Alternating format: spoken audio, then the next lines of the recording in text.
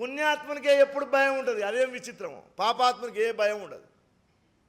మన కళ్ళ ముందు జరుగుతున్న సత్యాలు. వాడు చూడరా రియల్ ఎస్టేట్లో ఏం సంపాదిస్తున్నాడు, వాని కింద మీద చేశాడు, వీని కింద మీద చేశాడు, 100 చెప్తాడు, వాళ్ళ లిస్ట్ అంతా వీని దగ్గరనే ఉంటుంది. మన తెలివితేటలు ఏంటంటే మనకు సంబంధించినటువంటి విషయం కంటే పక్క వాళ్ళే మనకు అద్భుతంగా తెలుస్తాయండి. నేను మా వీధిలో నడుచుకుంటూ పోతున్నా, ఆయన మంచి ఇల్లు కట్టాడు, ఇద్దరు మాట్లాడుకుంటూ పోతున్నాడు. ఎంత మంచి ఉంచుట్రా ఇల్లు అని ఒకటి అంటున్నాడు. వాడు మందిని ముంచి కట్టిండని వాడు వెంటనే అంటున్నాడు. వాని 30 ఏళ్ళ సంపాదన వీడు 1 నిమిషంలో ధ్వంసం చేస్తాడు. వీడు అంత శక్తి ఉంటుంది మనకు. మన గురించి మనకు తెలిసిన దానికంటే పరుల గురించి మనకు ఎక్కువ తెలుస్తుంది. ఎందుకు తెలుస్తుంది అంటే పుణ్యాత్మునికి ఎప్పుడు లోపల ఆవేదన ఉంటుంది.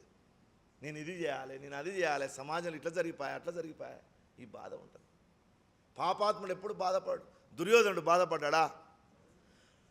నిండు సభలో ఇంటి కోడలిని వస్త్రాపహరణం చేయడానికి ప్రయత్నించాడు దుర్యోధన దుశ్శాసనాదులు. కర్ణుడు శకుని లాంటి వాళ్ళు చప్పట్లు కొట్టారు పక్కన కూర్చొని. ఈ పెద్ద పెద్ద గడ్డాలన్నీ కూర్చొని చూస్తున్నాయి, ఒక్క మాట మాట్లాడవు. పుణ్యాత్మునికి ఎప్పుడు వేదన ఉంటుంది, పాపాత్మునికి ఎప్పుడు వేదన ఉండదు, గుర్తుపెట్టుకోండి. ఆ పాపాత్ముని మన శాస్త్రం ఏమని పిలిచిందంటే ఆతతాయి అని పిలిచింది. కృష్ణుడు కూడా ఒక చోట అంటాడు ఆతతాయినః అంటాడు.